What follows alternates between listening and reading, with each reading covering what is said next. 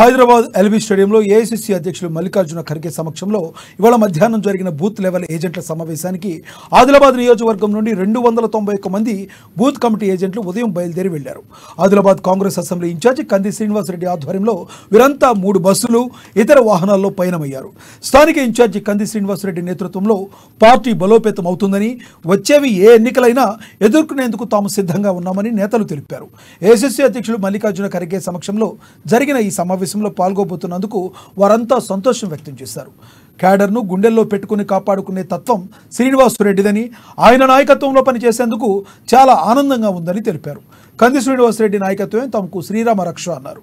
ఆయన నేతృత్వంలో రాబోయే పార్లమెంట్ ఎన్నికలే కాదు, అనంతరం వచ్చే ఎంపీటీసీ, జెడ్పీటీసీ, సర్పంచ్, మున్సిపల్ ఎన్నికల్లోనూ పార్టీ గెలుపునకు కష్టపడి పనిచేస్తామని తెలిపారు.